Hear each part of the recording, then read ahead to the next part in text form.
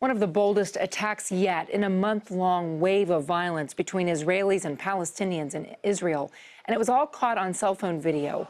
Police say an Arab man opened fire at a bus station Sunday in the southern city of Beersheba. One Israeli soldier was killed. At least 10 people were wounded. Israeli troops erected a barrier separating Jewish and Arab neighborhoods in East Jerusalem to try and stop some of these attacks. Political and religious analysts openly question whether this is the start of a third Palestinian uprising.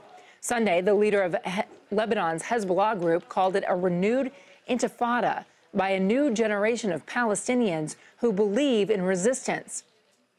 This weekend, violence broke out in a holy site in the West Bank, revered by Jews as the tomb of Joseph, the earthly father of Jesus. The Israeli military said dozens of Jews entered the area illegally and were confronted by Palestinians who earlier in the week set fire to the site.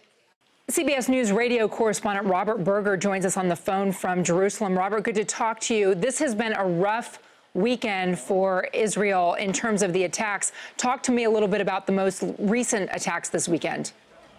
Well, that happened in the southern Israeli city of Beersheba. A Palestinian armed with a gun and a knife got into the central bus station there and started shooting and stabbing people. Then he shot and killed an Israeli soldier and grabbed his weapon, his M16 assault rifle, and started shooting with that. Now, at this time of high security, there are a lot of police and soldiers around, and they were able to track down the assailant and shoot and kill him fairly quickly. The soldier was killed and about 7 or 8 people wounded, a couple of them seriously.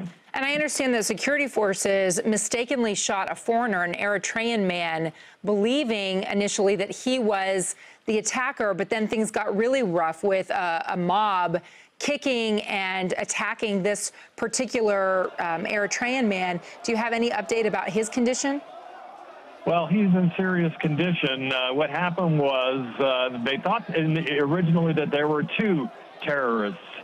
And as I mentioned, one of them was killed. And then this man, this Eritrean, was suspected as being a second terrorist. And he was also shot and then, like you say, beaten by a mob. It just kind of shows you the sort of obviously extremely tense atmosphere here, and unfortunately, this innocent man was mistaken as a terrorist.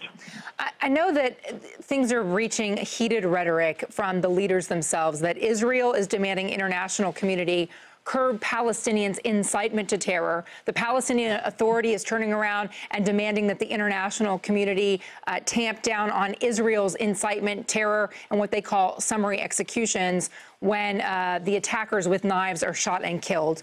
Hezbollah calls it a new intifada. But aren't these lone wolf, these are mostly, aren't they teenagers, lone wolf teenagers without any sort of central command organizing these attacks? Yeah, exactly. Police call them lone wolves. 15 to 22 years old is the average. And most of them are not involved in militant groups, which makes these attacks extremely difficult to predict or prevent.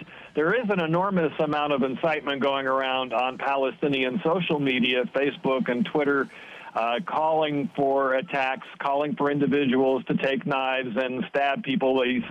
Some graphic pictures are also showing how and where to stab people to inflict the most damage.